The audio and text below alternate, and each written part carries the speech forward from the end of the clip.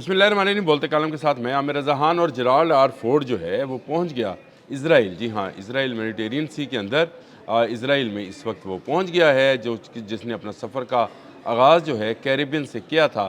और चलते चलते अब ये जो है बहरी बेड़ा, जिसको दुनिया का सबसे बड़ा बहरी बेड़ा कहा जाता है, ईरान पर हमलावर होने से पहले इसराइल की हिफा बंदरगाह पे पहुंचा है, जहां पर इसकी जो है सफाई की जाएगी। और उसके बाद इसमें जो है फ्रेश फ़ौजी जो है मरीज़ जो हैं उनको दाखिल किया जाएगा। और तमाम जांच पड़ताल के बाद इसको इब्राहिम लिंकन की मदद के लिए भिजवा दिया जाएगा।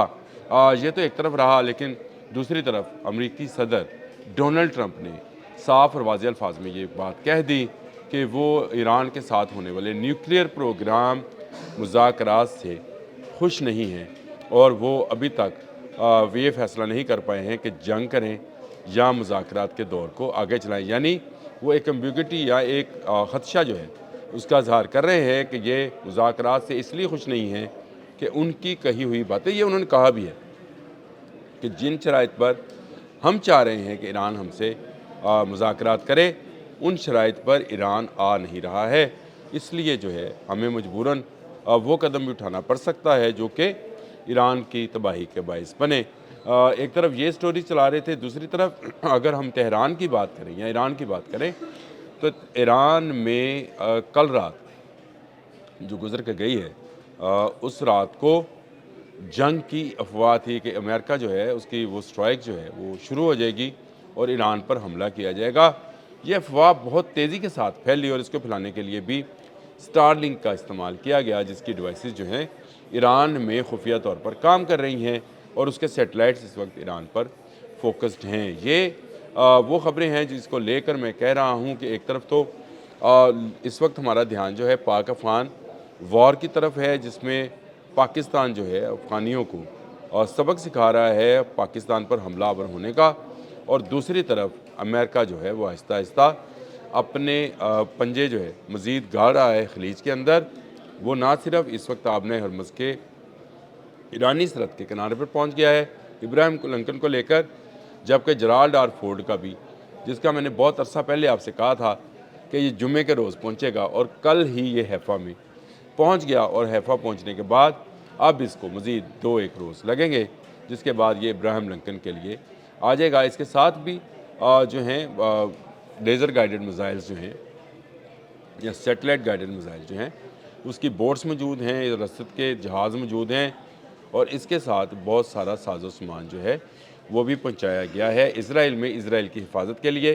ये यहाँ पर तमाम जो मामलात हैं इनको 2-1 रोज़ में, 2-3 रोज़ में देखेगा। और उसके बाद ये पहुँचेगा आबनाए हुरमुज़ में, जहाँ पर से फिर कार्रवाई का आगाज़ किया जाएगा। डोनाल्ड ट्रंप ने कहा है, I am not happy with this, जो मुज़ाकरात हैं ये जो हम ईरान के साथ इस वक्त बैठे हैं, अब मैं इससे खुश बिल्कुल नहीं हूँ। और JD वांस भी यही बात कह रहे हैं कि ऑप्शन खुला है।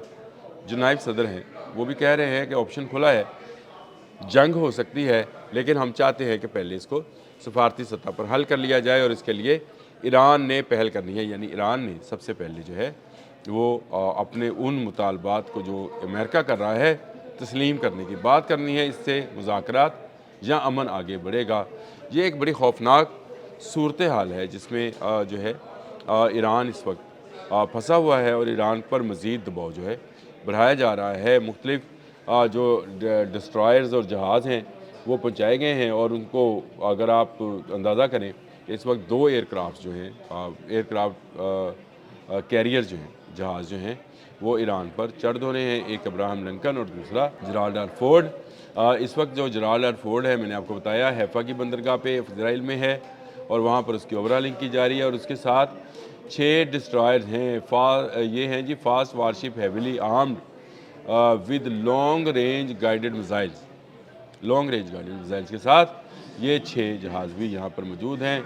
और दूसरी तरफ अगर हम चलें आबने हुरमुज़ में, रेड सी में अगर देखा जाए तो रेड सी में भी इस वक्त अमेरिका के डिस्ट्रॉयर मौजूद हैं, जिनकी तादाद 2 है, और कॉम्बैट शिप जो है वो भी 1 मौजूद है। इसको रेड सी में ईरान की तरफ रखा गया है। इस तरफ से जो है अगर देखा जाए तो आबनाए हुरमुज़ में ایک ایئرکرافٹ کیریئر ہے ابراہیم لنکن، دوسرے اس کے پاس ابراہیم لنکن کی مدد کے لیے 6 ڈسٹرائرز ہیں، اور پھر 2 اس کے پاس کامبیٹ شپس ہیں، اور اس کے ساتھ ساتھ اس کے پاس 2 آبدوزیں بھی موجود ہیں جو آبدوزوں کا ہی مقابلہ کرنے کے لیے لائی گئی ہیں۔ تو اس طرح سے اگر ہم ان ساری چیزوں کو دیکھیں تو خلیج فارس میں یو اے کی طرف اور یو اے کی طرف بھی امریکن جہاز موجود ہیں۔ 3 اطراف سے ایران کو گھیر لیا گیا ہے۔ ایران اگر محفوظ ہے تو ایک طرف پاکستان ہے، افغانستان ہے، اور اس طرف سے امریکن جو ہے وہ حملہ آور نہیں ہے، لیکن باقی تینوں اطراف سے اس پر حملہ جو ہے وہ کیا جا رہا ہے۔ ایک طرف عراق ہے، اسرائیل ہے، یہاں پر اس کا ابراہیم لنکن لانگ رینج میزائلز کے ساتھ موجود ہے، یعنی یہاں سے بھی وہ حملہ کرنے کے قابل ہوگا۔ اور یہی وہ بات تھی جس کو لے کر رائٹرز نے تہران کے حوالے سے سٹوری شائع کی کہ وہاں پر جو ہے گزشتہ رات کافی جو ہے اس بات کی ریومرز جو ہیں وہ چلتی رہیں کہ وہ حملہ کیا جا رہا ہے۔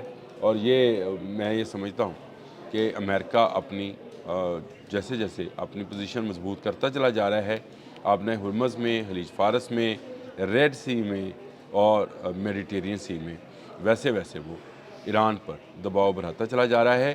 یہ جنگ اس کے لیے جو ہے وہ یوں سمجھے کہ ناگزیر ہے۔ ناگزیر سے مراد میری ہرگز یہ نہیں ہے کہ میں اس کا حمایتی ہوں، لیکن وہ یہ سمجھتا ہے کہ ایران کو دباؤ میں لائے بغیر وہ مڈل ایسٹ میں اسرائیل کی حکمرانی نہیں کرا سکتا، اور اسرائیل کی حکمرانی مڈل ایسٹ میں اسے کرانا مقصود ہے۔ دجال کا یہ بحری بیڑا، دجال کے یہ بحری بیڑے جو ہیں اس وقت ایران کو گھیرے ہوئے ہیں، اور یہ گھیر کر اب اس کے ساتھ جنگ چھیڑنا چاہتے ہیں۔ میں بہت لمبے عرصے سے کہہ رہا ہوں کہ مذاکرات کا یہ کھیل جو ہے زیادہ عرصہ نہیں چلے گا، کیونکہ ایران کسی صورت ان 5 شرائط پر نہیں آئے گا جس میں اس نے اپنا ایٹمی پروگرام رول بیک کرنا ہے، میزائل پروگرام رول بیک کرنا ہے، اور اسے 300 کلومیٹر تک لانا ہے، اسے اپنے میزائلز کو ختم کرنا ہے۔ ہم شیر اور شہاب 3 کو جو کہ اسرائیل کے لیے خطرہ ہے اس کو ختم کرنا ہے، اور اس کے بعد اس کو پاسداران انقلاب کی تعداد کو کم کرنا ہے، ان کا بسیج پروگرام جو ہے اس کو بند کرنا ہے جس میں رضاکار بھرتی کیے جاتے ہیں۔ اس کے بعد ان کو جو ہے اپنی آئل کمپنیز میں امریکن کمپنیز یا امریکن کی پروردہ کمپنیز کو شامل کرنا ہے، یعنی تیل کی تجارت میں شامل کرنا ہے، اور پھر انہوں نے اپنی حکومت کو بھی تبدیل کرنا ہے، اور وہاں پر الیکشن کے ذریعے جو ہے پولیٹیکل پارٹیز کو موقع دینا ہے۔ یہ وہ چیزیں ہیں جن کے مطالبات ایران سے کیے جا رہے ہیں، اور ایران اسی پر ڈٹا ہوا ہے کہ وہ امریکہ کی یہ شرائط جو کہ حکمرانہ ہیں، یا آپ یوں سمجھے کہ حکمرانہ ہیں، نہیں تسلیم کرے گا۔ وہ اس کا جو ہے جواب دے گا، اور بھرپور جواب دے گا۔ ایران کیا جواب دے گا امریکہ کو اور ڈونلڈ ٹرمپ کی اس بات کو کہ وہ ان مذاکرات کے فیصلوں سے ناخوش ہیں کہ ایران مان نہیں رہا، یہ میں اپنے آنے والے ویلاگ میں بتاؤں گا۔ اب تک کے لیے اتنا ہی۔ اللہ حافظ۔